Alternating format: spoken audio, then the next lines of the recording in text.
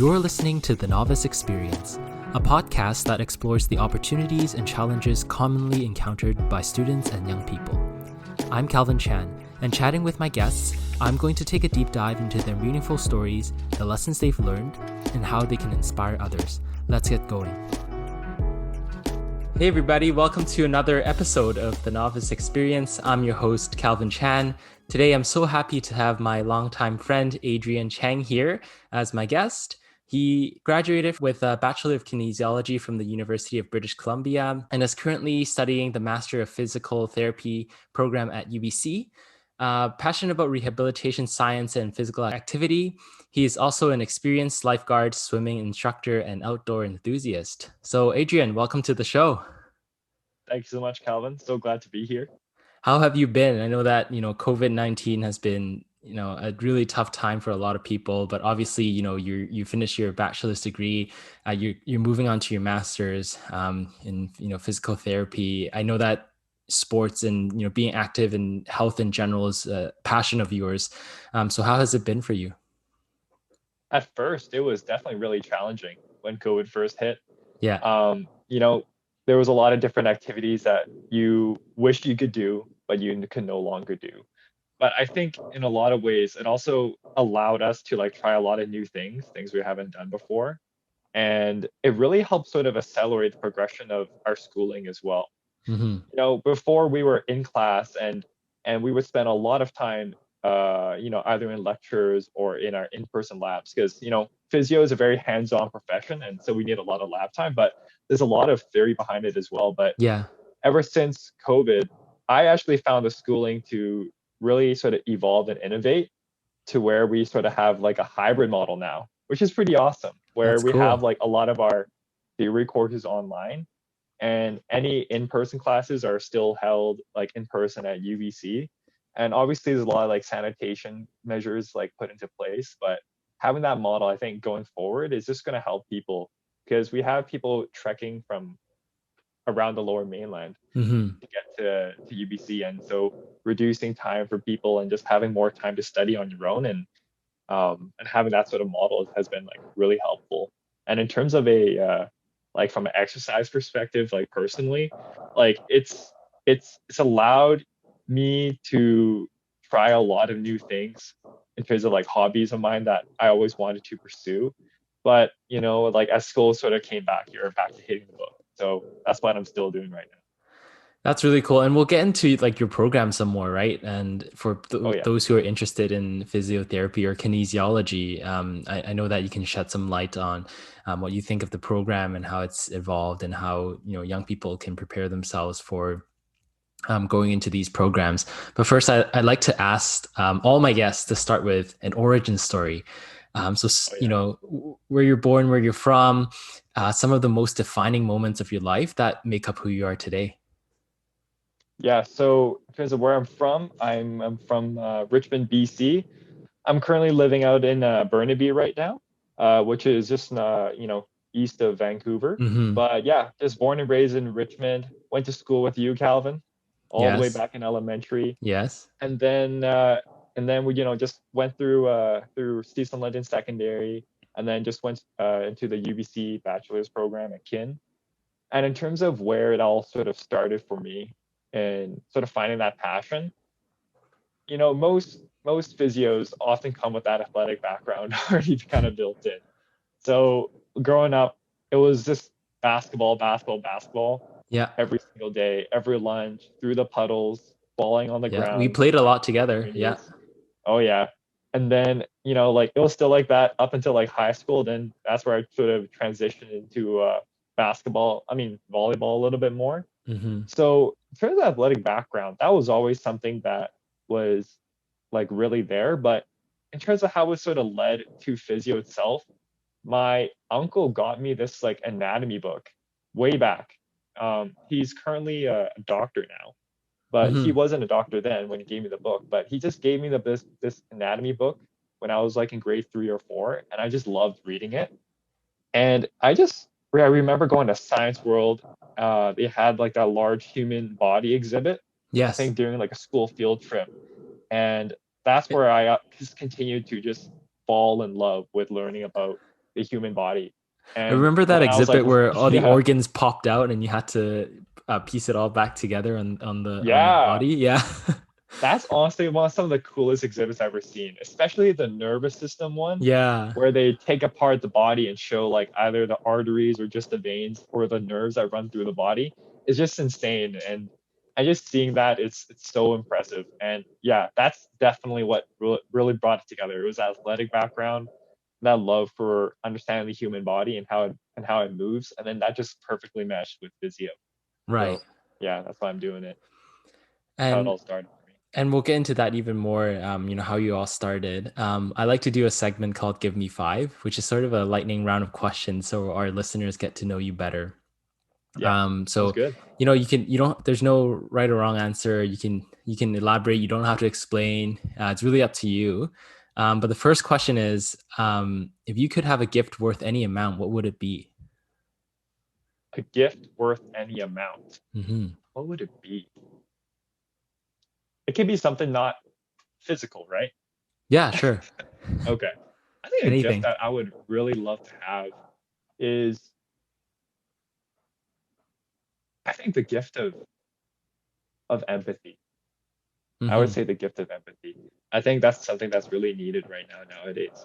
And like I think it's something that I constantly try to practice. But I think through like the relationships that I've, from my family or my girlfriend or just in life, like, there's always moments where you realize like you're not as disciplined as you thought you were, or you weren't as Hmm. gracious as you thought you were, or you weren't as patient as you thought you were. And it's really humbling when, you're put in a position where you really need to practice that and understand where other people are coming from. So I think that's something that right now, and right now, like at this point in my life, I would love to have that gift of just empathizing with others and just continuing to show like grace and understanding to the people around me, the people that are Wow. most closest to me. Yeah. I love that answer.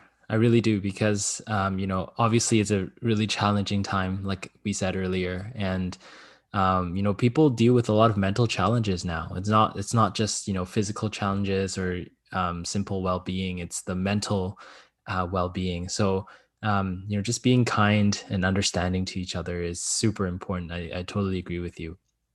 Mhm. Second question: if you could relive one experience in your life, what would it be? There's a I lot to would choose from, say, eh? wow, that's crazy. Okay, Yeah. well, it's a speed round, so I would Yeah. say it would be the first date with my girlfriend. That was a Wow. fun day. Yeah, that was exciting. What did you guys do?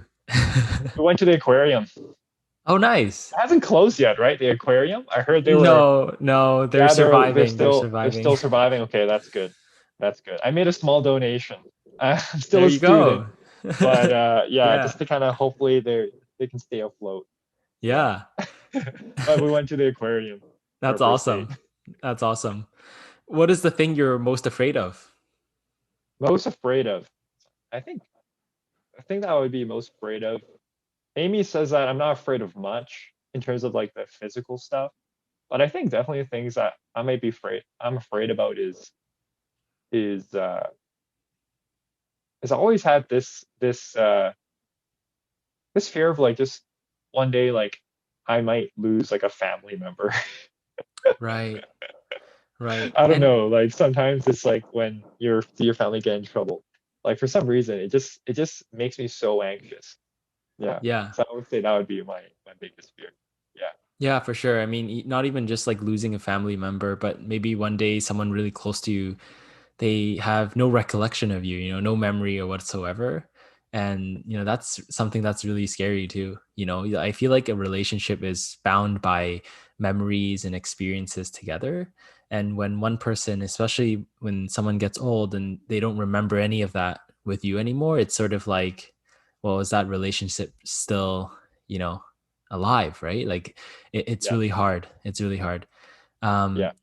Fourth question: what store do you shop at the most? Store I shop at the most. Yeah. Does Amazon count now or is that pre-COVID?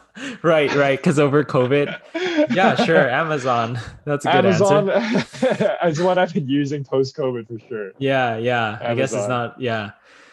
Last question. What sport would you make your kids learn in the future and why? Volleyball.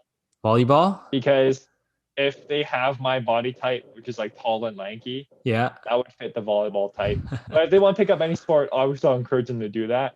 Yeah. But I just think it's a sport that they can definitely pick up. Although it's hard to pick up when you're young, I have to admit. So I may have to let them pick other stuff, but I want them to play Yeah. volleyball down the You know line. what? That's an issue, right? Like, I'd make my kids learn hockey because I love watching it so much, but I missed that Yeah. time when I was younger to learn how to play. So, it's sort of selfish of me to put them in the sport and because it's so expensive too, right? So, Mm, but yeah. anyway, yeah, for sure. Like, any team sport I think would be good. Yeah. Like instead of a solo sport, although there's nothing wrong with that, I do want my kids to be in a team sport to start Yeah. off. You're gonna be such a sick hockey dad then. Like if you're gonna live your dreams through your Oh kids, geez. I you'll be can passionate over there. I can barely wake up early, Adrian, so I don't think I can drive them to the rink before Oh school. yeah, morning practices and stuff. Exactly. It's like, Yeah, oh I gotta no, we're adapt. skipping practice today. Just try to live Okay. close to the rink, hopefully. Yeah, exactly, right? Yeah. Great. So let's get into a bit more of our conversation. Obviously, you graduated from kinesiology, like we said, and you're into your MPT program, Master of Physical Therapy. Um, what started this? What inspired you to go into this field? You said you were athletic, but there's so much more to study in kinesiology, right? Hmm. What were some of the experiences back then when you were younger that made you really say, "Hey, like, not only am I passionate about this, but I want to do this as a career." Hmm. Like I think in terms of understanding what it is and why I wanted to pursue it, there are many times where I've personally felt that um, me as an athlete, we're so fortunate to have uh, almost like injuries that are very like what we call like musculoskeletal in nature. Hmm. So whether it be like in ACL, meniscal, ATFL, which is like the most commonly sprained like ligament in your ankle. Um, a lot of those injuries they occur and in most cases they were able to make a pretty good recovery with like a proper rehab program. But it was when I started diving into physio and learning about the areas of physio that touched upon people's lives that made such a big difference outside of the musculoskeletal. That's when I really got curious of wow, like this is a profession that I can really get into and really support people that like really need the help. Hmm. Even though I was like athlete myself and I love working with like athletic populations, I was really drawn as well to working with people with a lot of like chronic conditions. Okay. So people with like spinal cord injury. So Hmm. when I was in bachelor's, I worked at ICORD, Yeah. which is a spinal cord research center down near Vancouver General. And Yes. working with that population was was so like eye-opening for Hmm. what the type of work we can work with in terms of helping them with their recovery and helping them with their function. And so that's what I said really started driving my interest was that once I started learning about all these different things that physio can help with in terms of helping people that are really in need of a lot of care. Yeah. And then as I went through, university, there was a lot of different experiences through work, through school, through volunteer opportunities. All that just kind of played and I had a lot of exposure to people across populations. So people with stroke, people with spinal cord injury. Um, I worked as a rehab assistant and worked with a lot of kids with autism. And Wow. so just seeing how like seeing these different populations outside of the typical, should you say, athletic population Right. was something that like really, really got my interest and really made me want to pursue this as a career. Obviously, you're a student and you're really new to the field. There's lots to learn. What has been some of the biggest challenges for you? Because you're dealing with people that are really unfortunate. They have these like chronic pain and these really serious injuries or conditions. Um, it requires a lot of attention and care and expertise in the field. What are some of the challenges that you've encountered in these situations, and how have you tried to adapt to that situation? Well, unfortunately, due to COVID, our opportunities to go on placement were pushed back. And Mm. so I want to continue to get more clinical experience as I finish off my master's degree in physio. But I will say that like during my first clinical placement that I had, in terms of some of the challenges I felt, it was really hard seeing patients go through our healthcare system and seeing them uh, treated in a way that may not have optimized their care because of the result of the pandemic or the fact that there wasn't enough hospital beds. And so a primary focus in most hospitals currently right now is revolving around discharge, where we try to prepare Hmm. patients for the purpose of discharging them. And not because it's almost like inhumane in a way, or we're not trying to look after them, but there is a strong strain on the physios in that area too, because Yeah. of it being understaffed and bed availability, that they have to manage not just a daily caseload but a weekly caseload. And there's other patients coming in from other hospitals because other hospitals don't have room. And so we're always trying to fit people in. And during that time, it was definitely eye-opening in terms of how I can provide the best care I can within those type of constraints. So I would say that was the biggest challenge when really working in the field. In terms of the studies, it's just a lot of material. For There's sure. just so Yeah. much to learn. I mean, you're And learning about the and human and body. and Yeah. yeah, there's just always something new every day, and you feel like you can barely catch up on what you learned the day before. So yeah, that's kind of what it's like in school. I wanted to follow up on the methodology behind discharge. Yeah. Um, when do you deem a patient, as ready for discharge? Obviously, there's you know, you're helping people, and it's about all about healthcare, but at the end of the hmm day, there's still a business end to it, right? There's costs, there's resources, there's time involved. Is there a specific methodology that you guys use to deem whether a patient's ready for discharge? Yeah, so there's a lot of different, uh, let's say, discharge criteria Okay. for a particular patient, and each healthcare professional plays a role in fulfilling certain criteria. So, under the physio umbrella, some of the things that would matter for discharge would be ensuring that they have any sort of equipment aids that they Ah. require. Hmm. So if they need any sort of gait aid, such as like a walker or a cane, that they've been able to go to the Red Cross to obtain that equipment, Hmm. um, or we have them, or we fill it out for them, just to make sure that when they do leave the hospital, they have a chance to use that while they continue their recovery. Another one would be, making sure that they have the resources to exercises that they can perform Hmm. um, while they're in the hospital, but also after they leave the hospital, so that they can continue the rehab. And do you And work with another one, other yeah, professionals that help you, like they collaborate with you to help the patient in those areas? So I'm thinking of like occupational therapists or recreational therapists to come up with this plan together with the physiotherapists for discharge. yeah. So we have more of a rehab team. We work very Okay. closely with a rehab team. So it would primarily consist of a rehab assistant, an occupational therapist, Hmm. or the speech language pathologist. Right. But we're always talking to the nurses and doctors in the unit as well. Hmm. So yeah, Cool. it's a pretty big team. Yeah, that for sure. Like it's a team effort to help a patient. I'm interested in what kind of interpersonal skills that you think have been the most important when you're so client facing, right? Yeah. Um, are these skills learned on the job?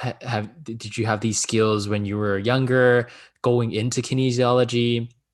What are some of the skills that surprised you, right? Like you didn't know you needed before you entered the job. hmm I would say that one perhaps stereotype of physios is that they're very extroverted in nature because of how outgoing or Yeah, outdoorsy and athletic they all are. that's But true. And that can definitely open people up to being better communicators. Hmm. But I would say the skill that's most important is being a listener.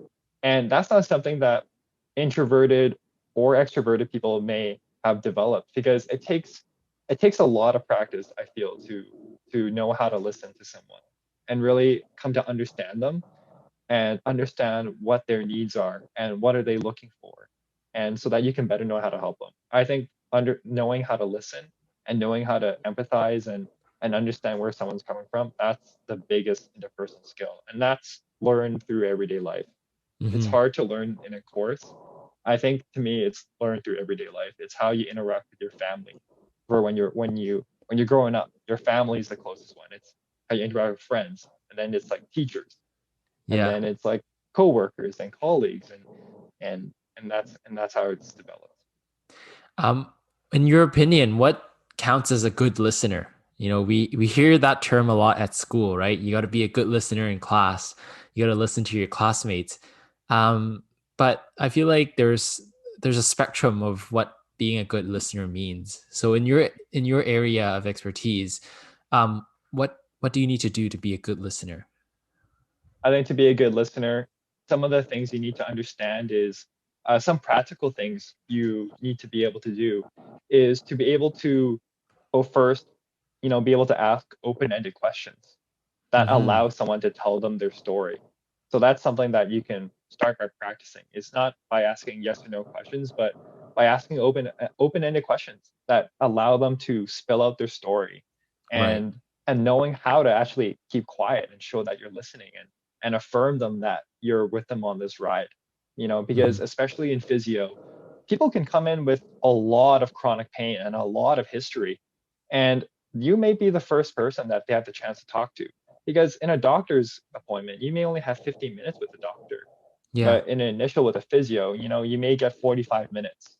So and so it's really a chance for them to voice out what their story is and understand where they're coming from. So from a more practical perspective, let's say it's asking open-ended questions, Hmm. affirming them on their journey, not trying to interrupt what they say and chiming in, but more so maybe asking clarifying questions, and even just repeating what they say shows that you're listening, and it may lead them to want to tell you more, and Right. build that trust and that rapport with a client.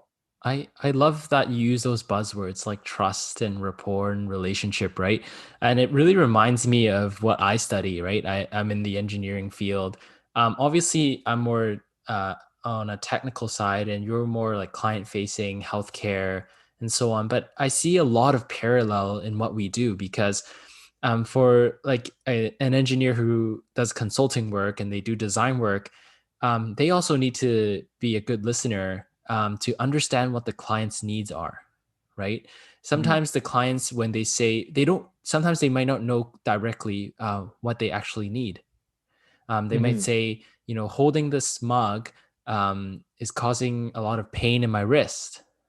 But Hmm. what does the engineer Right. need to do to design a better mug, right? That doesn't come Right. from the client. The client just says, my wrist is hurting. So I think part of there's a parallel in our profession where not only do we have to take in the information, but we need to know how to decode it, right? We need to understand how we can apply our expertise to it and analyze it in a way where it brings value to the client. And I think that's so cool because we study totally different things, but in a Yeah. way, our process of thinking and doing things and problem solving are so similar. Hmm. Did you need to learn that at school? Could you tell us a little bit more of the program in kinesiology or what you're studying right now in physiotherapy? What are the classes like? Do you learn how to be a good listener, understand needs of your clients? I think that it's something that's something that we're told is important, but in Hmm. terms of how to practice it, it's really hard to learn in school. I would say during my bachelor's, I didn't get any of that sort of training, but I would say I did get it through work experience. So whether it was through working at iCord, speaking with study participants, or just in lifeguarding, Hmm. that's where I got a lot of that sort of, even just like initial conversations regarding. Hmm. how to communicate with someone. And then in physio, that's when we did have a week where we really practiced like our interviewing skills Hmm. in order to better understand and how to get the information that we're looking for, but give them the opportunity to say what they feel and say what they what how they're doing and how they're functioning. And so that's something that is built into the program. But I will say that a lot of those skills also are learned on the job Hmm. and are actually looked out for even the interviewing process to get into the program So it by the sounds like administrators. so it sounds like work experience is really important, Yeah, for sure. Just like co-op or every internships. exactly, just getting out there and working directly with them. And a lot of Hmm. physios do have previous experience working with clients, either as kinesiologists or working in a clinic or Hmm. in research. But learning how to do that as a physio, you really got to get in there. Got to get Yeah. in there and get dirty. Yeah. Get dirty. I know that kinesiology is such a popular program, right? It's so competitive during, the university application season. But for someone who's like new to all of this, maybe they hear it from friends and counselors about the program. What's one biggest misconception of, kinesiology and physiotherapy that students should understand when they're applying? I'd say the biggest misconception about physio is when I got into physio, there were still so many aspects of physio that I did not realize we had Hmm. expertise in. So a lot of physios come in, seeing physios that they worked with in the clinic, Right. um, because we're quite young, we don't really have a lot of chronic diseases yet for most young people, Right. and so we're not exposed to the profession and uh, and the profession in terms of the physios that are working with elderly populations or working with people with chronic conditions. So Hmm. I'd say one of the biggest misconceptions about physio is the type of skills you'll be learning, because there'll be some skills you didn't even realize you would need to learn if your idea of physio was working in a private, primarily orthopedic clinic. And Yeah. then in terms of kinesiology, I would say one of the biggest misconceptions is that it's all about like sports still, and Yeah. there's a lot of let's say biomechanical or anatomical courses that you can Hmm. take in kin, Hmm. but there's a lot of kin courses that also branch into different areas such as like sports psychology, sports sociology, or marketing in sports, Yeah. and or just different courses are available to you. Although it's primarily still, I would say, mainly very biological and anatomical in nature for most courses, but there's definitely courses that you can take in those other areas if that's what interests you. Yeah. Hmm. Um, I think in today's society, people in general, I think because of more access to, social media and online resources, people are more aware of health, right, and Hmm. well-being. And people understand the benefits of exercising and taking care of yourself in general. And even in the professional world, um, I think athletes know a lot more of how to better condition themselves, have better nutrition, and at the end increase their performance in whatever sport they play. So I feel like in society we value a lot of that, the sport and the data and the science behind it. And my question is, obviously you're still young and you're a student, but how do you think what you're learning has evolved, since decades ago?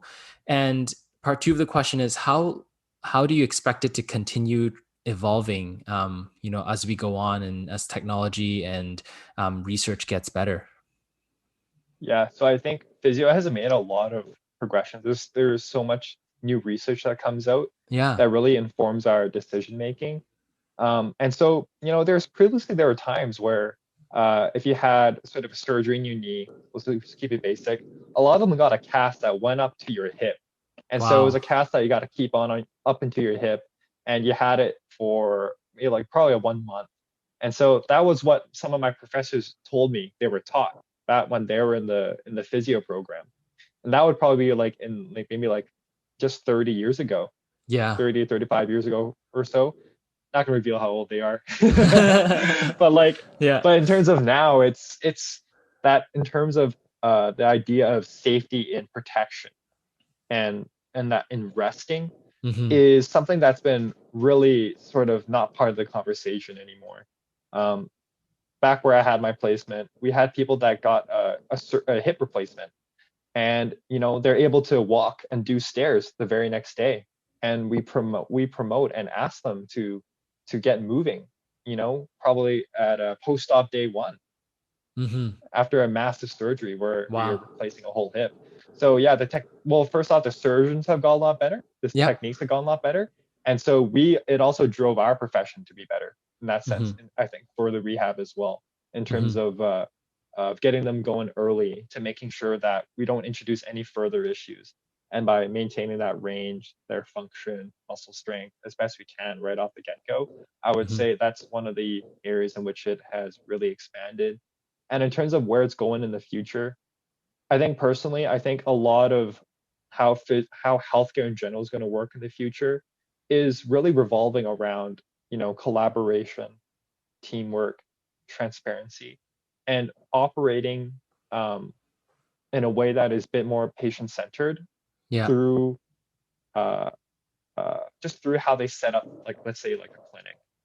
I think a lot when I start seeing physio clinics, using social media, not just as a tool to market, but a tool to really provide education, to tell people about what physio can do and how they can help and what type of things they can try. Or I see other companies starting podcasts of their own, Yeah. just to be able to give in-depth information. Like I think that transparency and sort of open source information uh, is something that's really going to continue for the physio profession, and collaboration between professionals. I think as digitization and telehealth becomes bigger, and I really believe it will. I think there will also be a chance to really get just immediate uh, like information from other healthcare professionals, from Hmm. maybe like if you need an OT or a pharmacist or a doctor referral.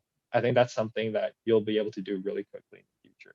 And I think like once technology really infiltrates healthcare, and I am seeing it do a whole lot more of that, I think it's going to promote just a lot more teamwork and a lot more collaboration and a bit more of a team-based environment for physio. Yeah. Right. Wow. That is so fascinating. The way we're about to capitalize on technology and Hmm.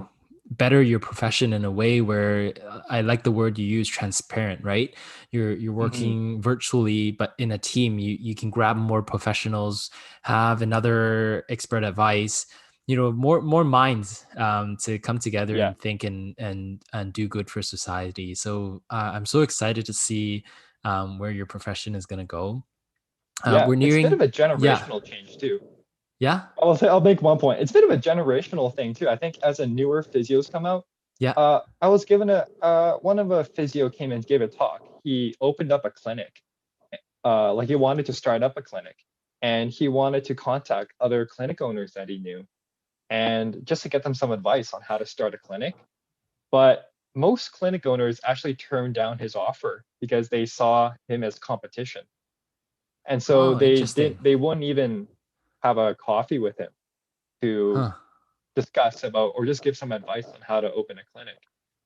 And so now he's operating like a very popular clinic in Vancouver, and he holds clinic workshops to help other clinicians who want to start clinics, and just bringing clinic owners together to share like tips and Yeah. tricks, because there's so much to learn just in terms of the business side too, Oh, for sure. and Yeah. supporting other clinic owners and how to provide better patient care. And I Hmm. think that type of teamwork is what leads more people to come to you and more people to want to work with you. And I think that's also defining the new age physios that are coming in. There's a lot more teamwork just even across within the profession, I would say. Yeah. Yeah. Talking to you, Adrian, I think one attribute that you didn't really mention, but it's really clear in you is that you exude a lot of good leadership skills. I think being a leader in your profession is a tough thing to do, but it's really clear that you have a good understanding of the environment in the business, and you're really forward thinking too. You understand how things are changing and how to adapt and capitalize on the opportunities to better help your clients. So yeah, I really think that's an important attribute to have. We're nearing the tail end of our episode, Yeah. so I want to end off with, like, what's one advice you give to a young student who's currently considering kinesiology or physiotherapy? We mentioned a lot of skills, and obviously you said there's lots to study. How can they better prepare themselves? How do they make sure they know that this is the right thing for them? One thing that my mom always did with me was that she forced me to contact actual working professionals and Wow. just get a chance to talk with, interview them and Mhm. shadow them, and so, and or just people that she kind of knew, just friends that she might have known that were in the profession. And as a young person, I just never wanted to bother with like older, these were like my parents' friends, and so they're all in their 40s, and you're a Yeah.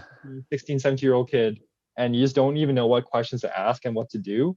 But if you're someone that's willing to take that, learning about that profession and how it's actually being done is so important, because if you find that passion is through talking or shadowing someone, if you have the chance to shadow this profession that you're looking for, or someone in this field, it's going to get you through the rough times of school.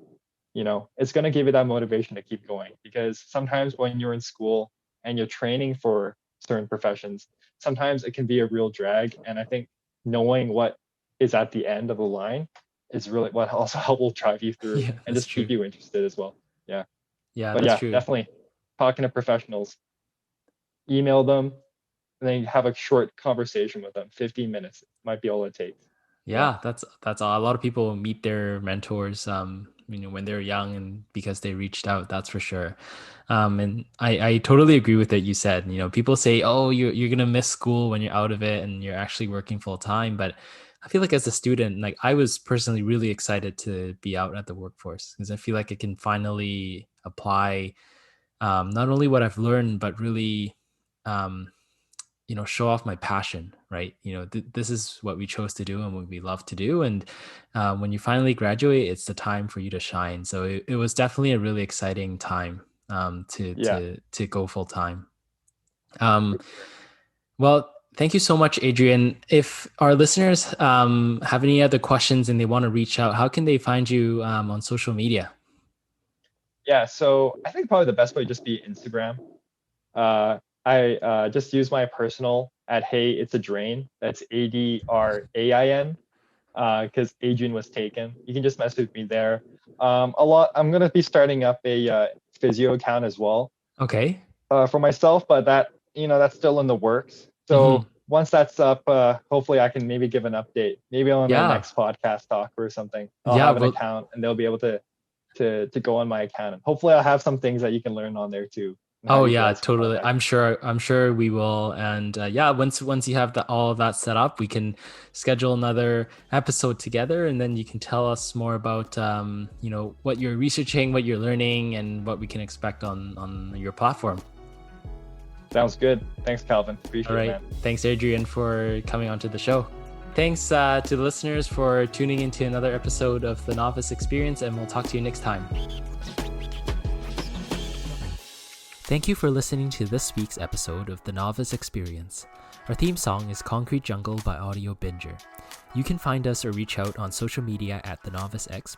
That's The Novice EXP. Don't forget to subscribe and leave us a review on all your podcast listening platforms. Talk to you next time.